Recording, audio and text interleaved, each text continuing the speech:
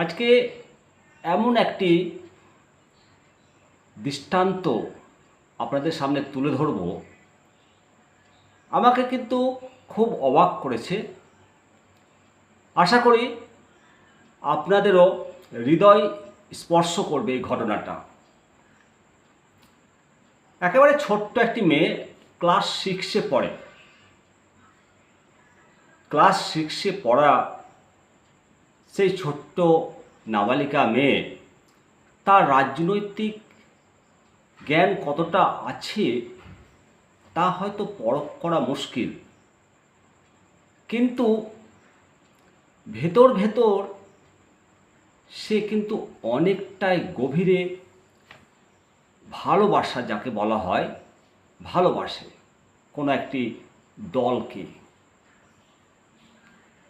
এবং এই ভালোবাসাটা অবশ্যই বাবা মার কাছ থেকে পেয়েছে, এ কথা বলতে হয়।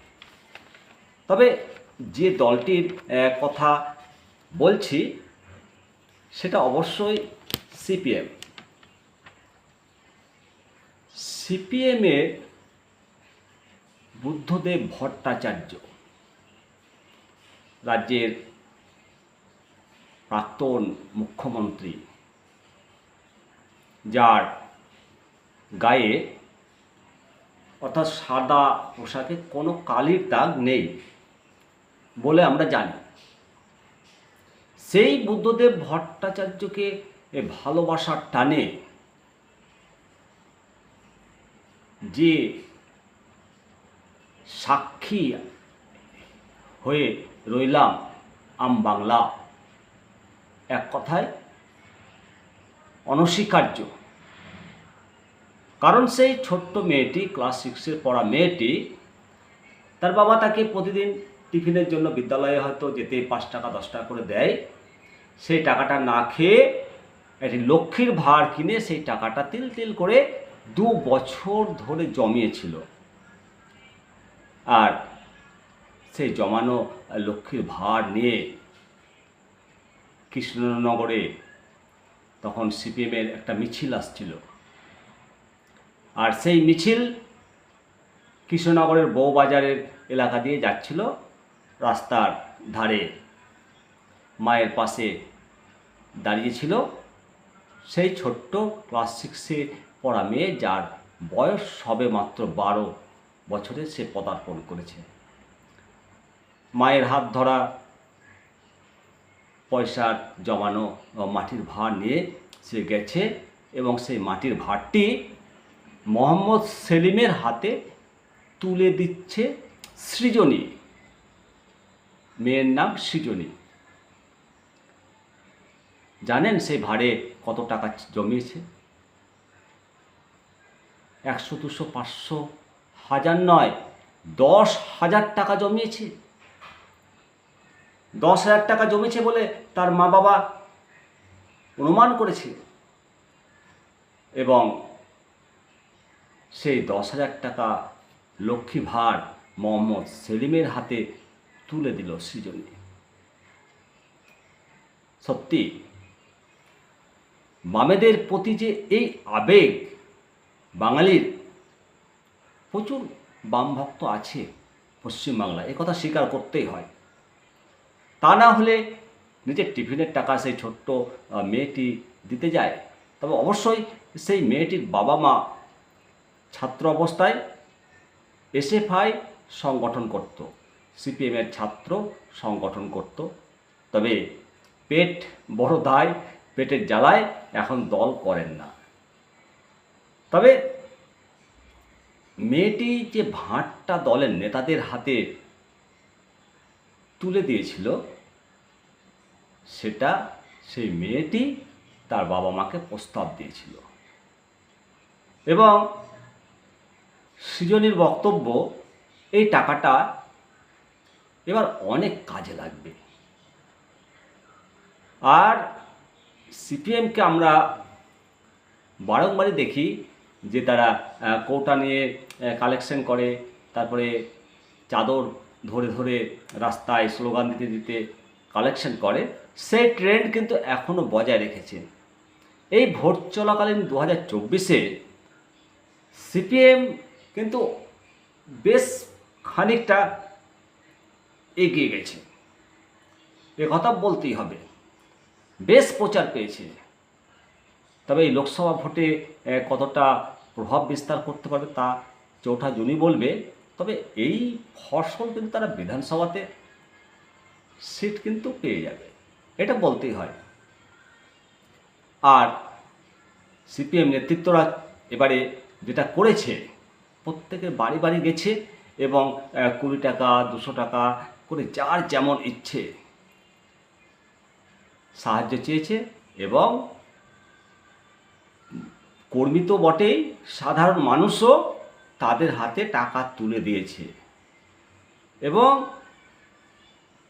সেই কৃষ্ণনগর জেলা কমিটির সম্ভবত তাদের জেলা কমিটির হাতে সরাসরি 15 লক্ষ টাকা এভাবে এসছে। কেউ মানে যারা সরকারি চাকরি করে তারা একদিনের বেতন, তারপর যে যেমন পেরেছে তারা দান করেছে। আর এই করে 17টি বিধানসভা কেন্দ্র থেকে জানেন 1 কোটি টাকা কালেকশন করেছে সিপিএম। সত্যি পারে, সিপিএম পারে মানুষের সঙ্গে জনসংযোগ করতে, সিপিএম পারে, এটা আগেও আমরা দেখেছি, এখনও দেখছি। জনসংযোগ তারা কিভাবে গড়তে পারে, সিপিএম এটা জানে কিভাবে জনসংযোগ করতে হয়। আসলে সিপিএম সাধারণ খেটে খাওয়া মানুষের কাছ থেকে টাকা আদায় করতে অভ্যস্ত, এবং সাধারণ মানুষ ভালোবেসে টাকা দেয়, এবং যারা টাকা দেয় তারা নিজেরাই ফান্ডে টাকা দেয়। কোনো নির্বাচনী বন্ড বা ইলেকট্রাল বন্ড যেটা বলছে, এইগুলো বামফ্রন্ট এখনও নেয়নি বা পায়নি বা নেওয়ার কোনো মনোভাব দেখায়নি। তো এই যে এই 2024 যে লোকসভা নির্বাচনে বামেদের ভোট ব্যাংক বেড়েছে অবশ্যই, তবে বামেরা কিন্তু বর্তমানে যে পরিবর্তনের ঝড়, পরিবর্তন চাইছে সবাই, এই বামেদের পক্ষে কিন্তু পরিবর্তন করা সম্ভব নয়। যেটা শুনতে পাওয়া যাচ্ছে, 5 জনের সঙ্গে গল্প বা আলাপচারিতা করে অনেক বাম কর্মী, মানে মেজর বাম কর্মী কিন্তু এবার নিজেদেরকে ভোটটা না দিয়ে বর্তমানে রাজ্যের বিরোধী দলকে ভোটটা দিয়ে দিচ্ছে। তারা চাইছে যে আসুক, বিজেপি আসুক ক্ষমতায়, এটা কিন্তু ধ্রুব সত্য।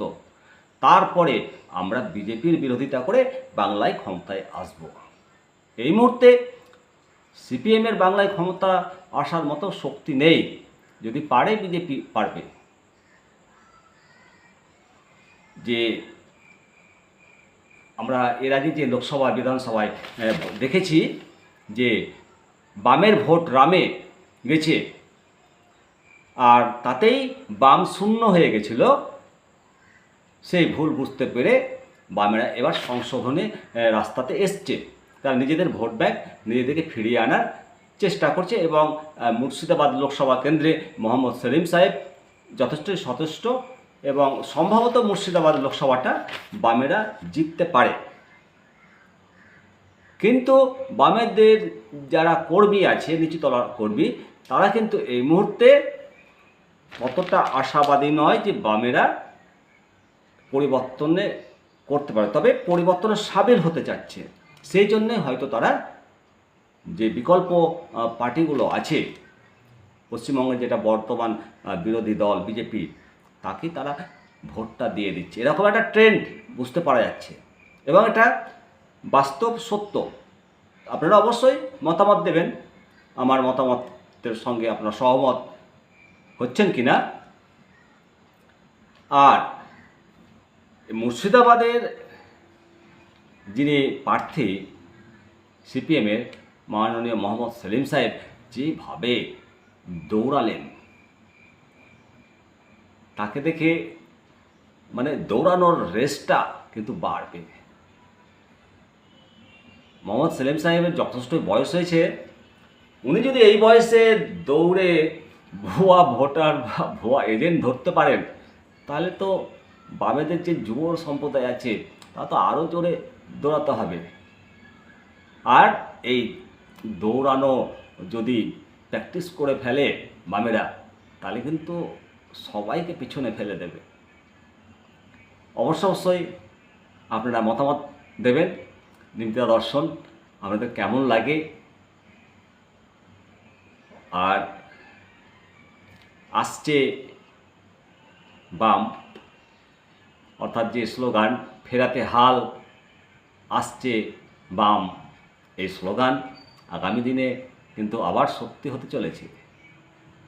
কারণ পশ্চিমবাংলায় বাম কর্মী সমর্থকের অভাব নেই, এ কথা মানতেই হবে। কি সহমত তো? সকলে ভালো থাকুন, সুস্থ থাকুন। আপনাদের সঙ্গে নিমতিতা দর্শক, আমি শিবরাম সরকার। নমস্কার।